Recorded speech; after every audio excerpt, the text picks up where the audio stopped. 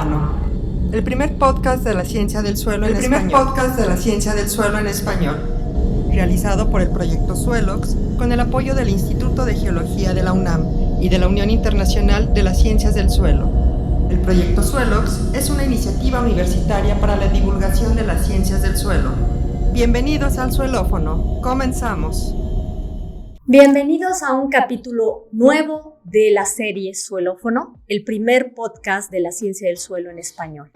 Les recuerdo que esta iniciativa Suelófono está auspiciada por la Unión Internacional de la Ciencia del Suelo y por el Instituto de Geología de la UNAM. Para el día de hoy tenemos a una gran invitada. Ella, además de haber sido mi profesora, es mi amiga. Y por eso le doy la más cordial bienvenida a la doctora Norma Eugenia García Calderón, quien es profesora investigadora de la Facultad de Ciencias en el campus Juriquilla. Norma, bienvenida y muchas gracias por aceptar hacer esta grabación para nuestro auditorio. Encantada, Elizabeth, porque esta es una ocasión justo para difundir aspectos importantes de la ciencia del suelo.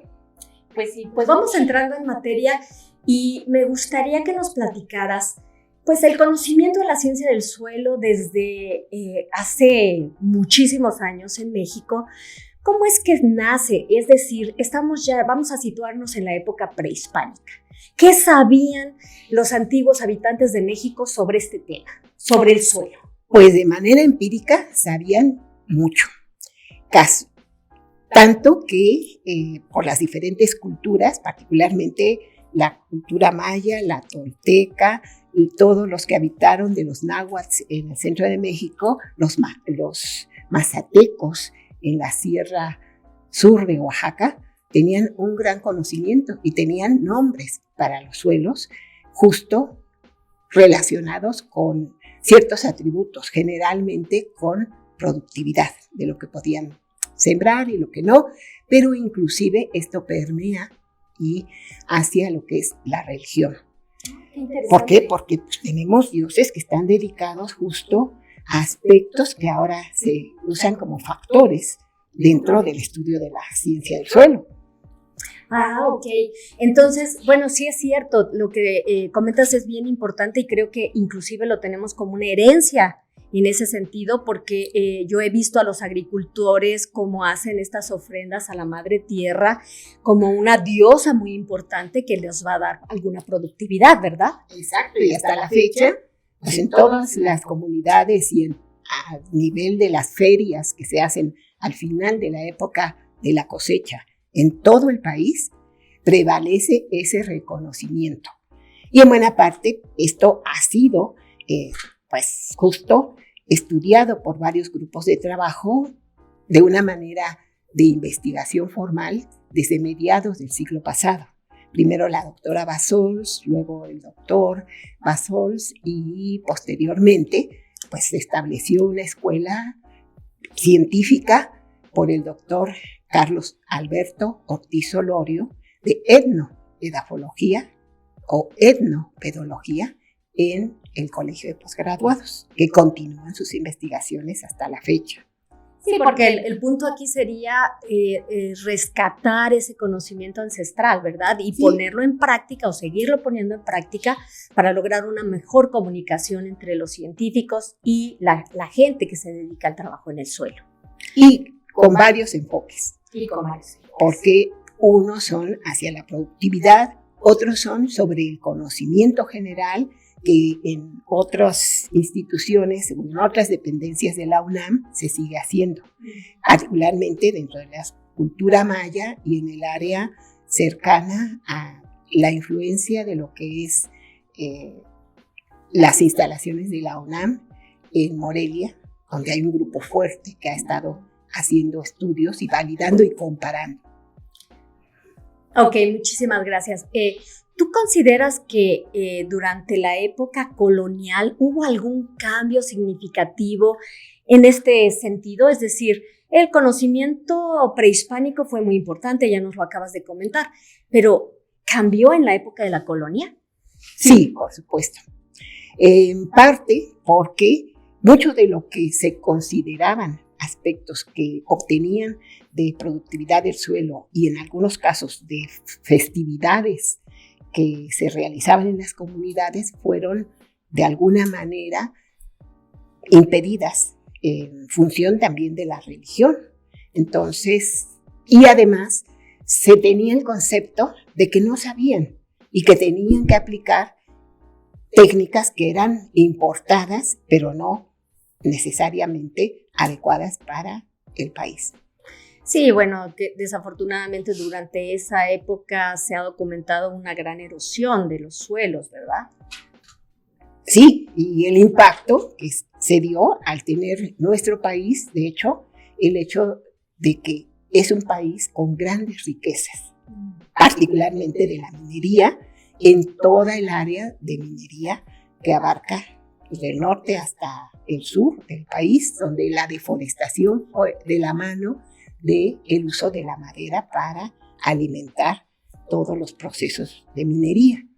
Y luego también de la explotación de los bosques por el valor de las maderas duras en el sureste.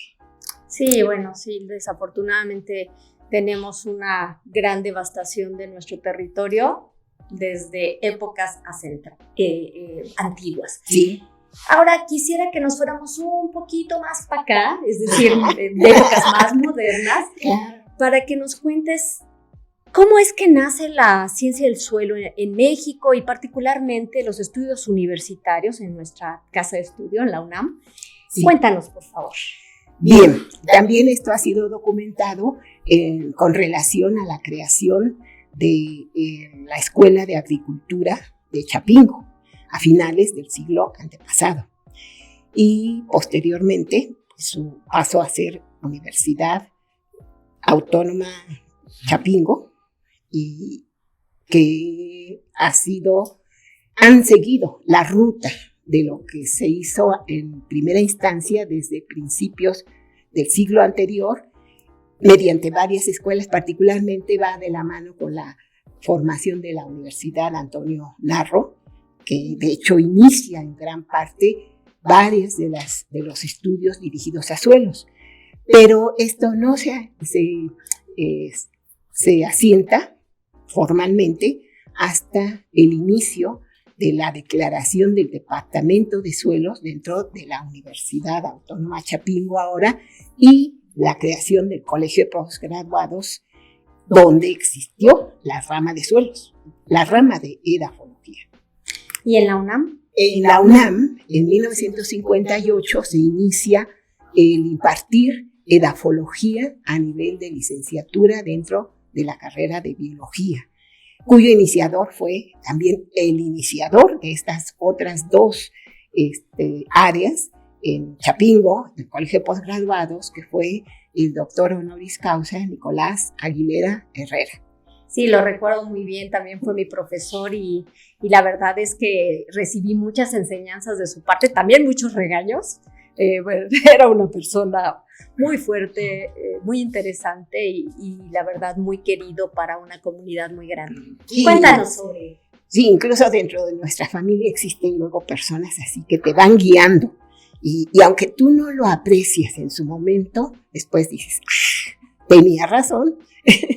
Bien, pues el profesor tuvo mucho interés en no tener el enfoque estrictamente agrícola del estudio de los suelos, sino que él tenía una visión mucho mayor y era el reconocer cómo el suelo era muy importante ya para la producción forestal, cómo la actividad biológica tenía que ver mucho con ello, puesto que su formación fue como químico, biólogo, parasitólogo.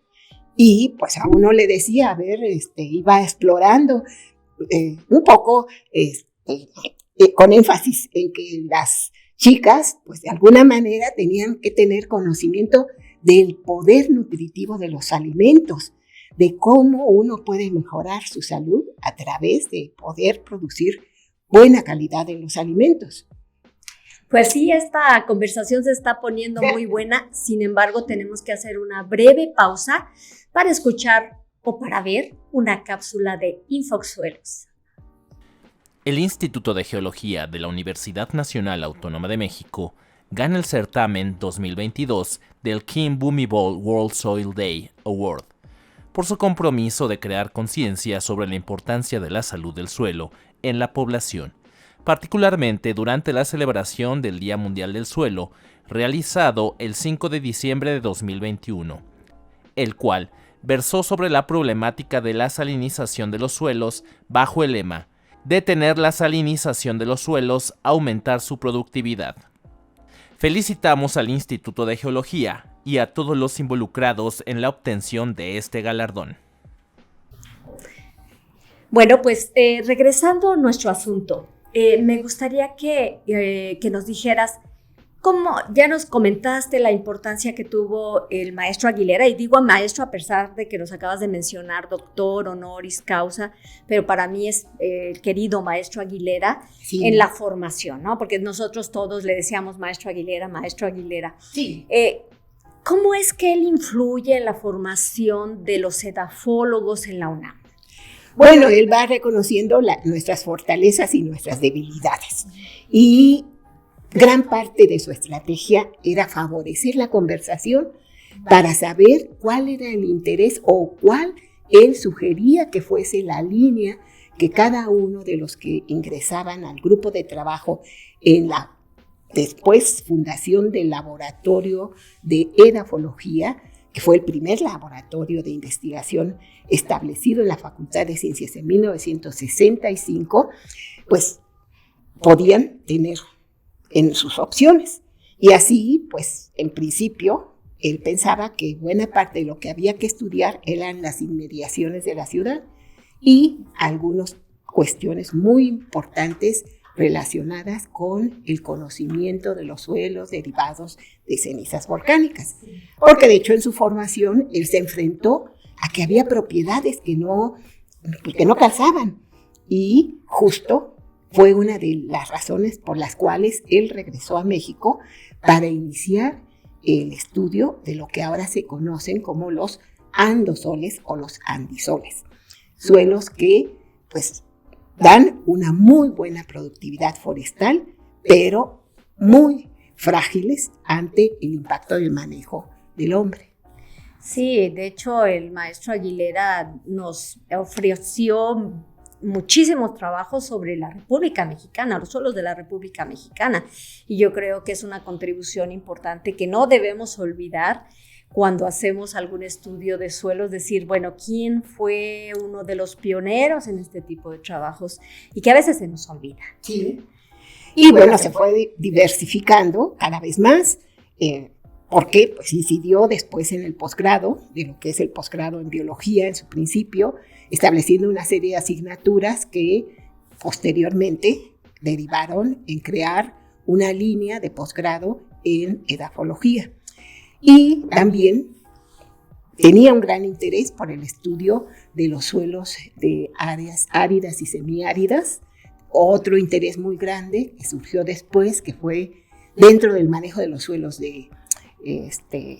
con influencia de las cenizas volcánicas, de todas las áreas cafetaleras, pues ni tan cercanas, pero que abarcó prácticamente todos los estados muy buenos productores del país, puesto que el café en aquella época y hasta la fecha sigue siendo uno de los principales productos para PIB de nuestro país.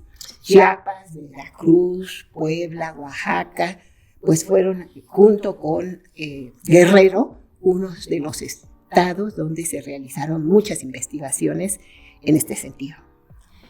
Y ahora vámonos un poco más hacia la época moderna. ¿Cuál considerarías tú que son las principales líneas de investigación de los suelos en México? No solamente los de tu grupo o los de mi grupo o los de otros grupos en la UNAM, sino a nivel nacional. Bueno, cada vez se continúa la necesaria diversificación porque tenemos que contrarrestar muchas de las amenazas que está sufriendo el suelo.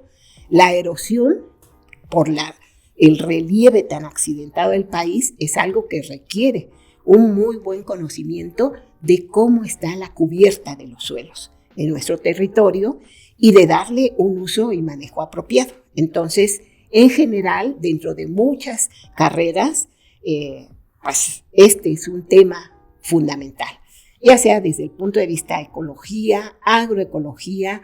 Aquí en Querétaro, la Universidad Autónoma de Querétaro, pues tiene una maestría de la gestión del manejo de cuencas.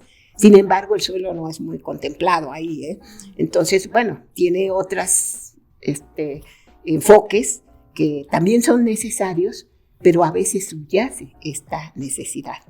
Una cuestión que se me olvidó comentar es que en la universidad se creó la carrera de ingeniero agrícola, que obviamente pues, lleva un buen contenido de suelos, pero en épocas anteriores, 1968, 69, se creó lo que fue Detenal y que ahora es el INEGI. Y los recursos humanos que se incorporaron, pues fueron los que gradualmente han seguido una línea de sucesión en lo que es el departamento de edafología dentro de lo que es el INEGI. Y de lo cual también con otro grupo de personas, igual que en otras instituciones, pues él intervino en su formación.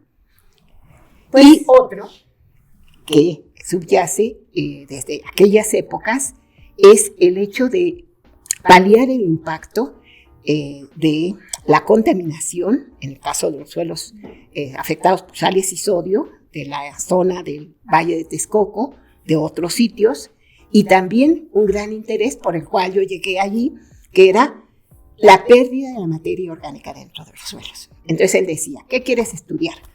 ¿Los coloides minerales o los coloides orgánicos? Y yo no sabía qué decidirme, porque pues están juntos, están íntimamente ligados, pero bueno, me fui un poco hacia la parte orgánica sin olvidar la inorgánica. Sí, yo creo que eso es muy importante porque al final de cuentas, como lo revela tu línea de trabajo, ¿no? La zona crítica, la sustentabilidad en esta zona crítica.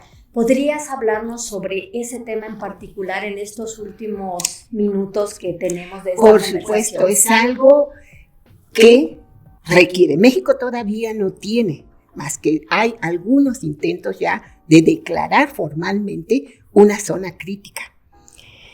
¿Y por qué? Porque la ciencia del suelo es una ciencia multi y transdisciplinaria.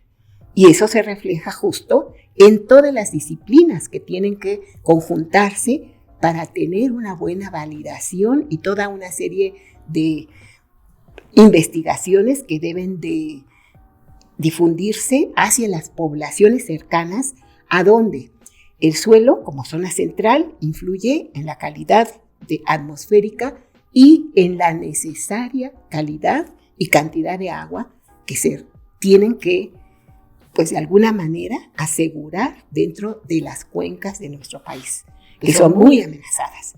Entonces a veces uno dice que ¿cómo podemos tener otra vez ríos vivos? Y gran parte depende de que las comunidades, por un lado, desde el punto de vista social, se tenga la capacidad de lo que se habla de la socioedafología, de la socioeconomía, comprender que requieren tener muy claro las formas en que a la larga quizás se pueda llegar a restaurar esas áreas. Pues como ven, esta cápsula del suelófono nos deja muchas satisfacciones, pero también muchas interrogantes, pero pues tenemos que finalizar. Norma, muchísimas gracias por esta entrevista. Pues muchas gracias, porque podría seguir hablando mucho de lo que es el secuestro de carbono, tenemos que hacer una segunda temporada que requiere formación de muchos aspectos dentro de las ciencias en general. Pues, ¿qué les parece que lo dejamos para un futuro capítulo del suelófono? Y por ahora no nos queda más que cerrar esta conversación. Les agradezco mucho su atención y pues cualquier duda, acuérdense que en la página de Suelófono tenemos un correo electrónico en el que pueden dirigir sus preguntas. Gracias. Gracias por la invitación. Gracias.